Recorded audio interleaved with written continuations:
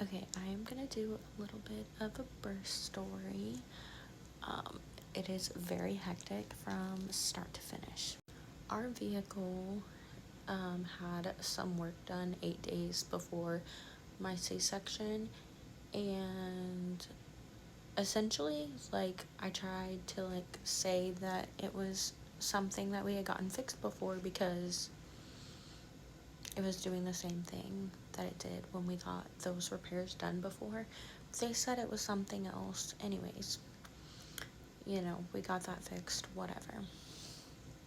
Well, fast forward to us driving to the hospital. I had to be here at 5:30 because I was scheduled at 7:30. You have to be here 2 hours before. It starts doing the same thing. Literally got down the street from our apartment. I was like, oh my god, are we even gonna make it? I was holding my breath the entire time. Like, the closer we would get, I was gonna say, oh, like, we're gonna make it, but I didn't want to jinx it. So when we actually were parked at the hospital, I was like, okay, thank goodness. If you have been following my journey, you know that around 21 weeks, my baby was diagnosed with IUGR.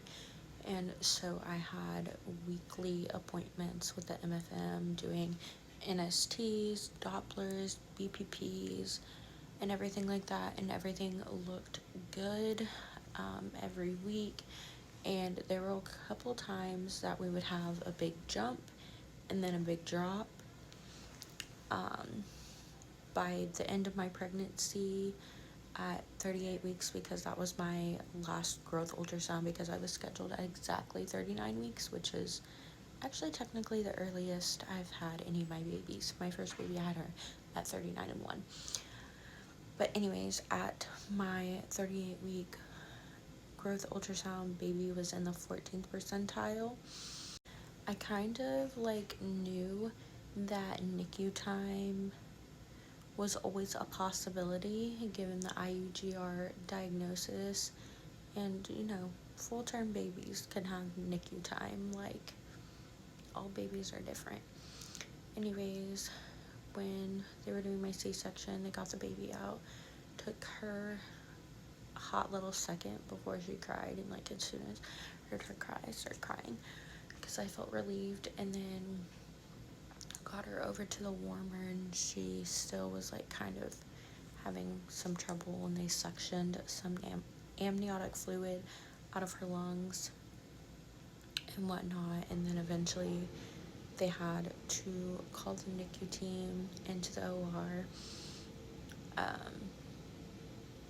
And she still was kind of just not doing very good with her breathing. So they're like, yeah, we're gonna admit her.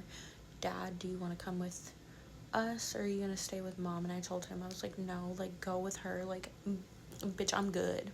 He still got to cut the cord this time, which I love that. He cut the cord last time as well. He didn't with our other babies just because I was not comfortable with that. I kind of wanted him by my side. But I was also thrilled because I had the same anesthesiologist this time, and I really like him. He talks very gently, and makes sure that you're getting all the pictures and stuff like that. So anyways, they wheeled me to recovery, and then eventually, I think after a good hour or so, Dad came back into the room, and he was kind of giving me an update saying that she would stop breathing while she was eating. So they put her on a cannula, and she was on 2 liters, and then they moved her yesterday down to 1 liter, and then today around 11 a.m.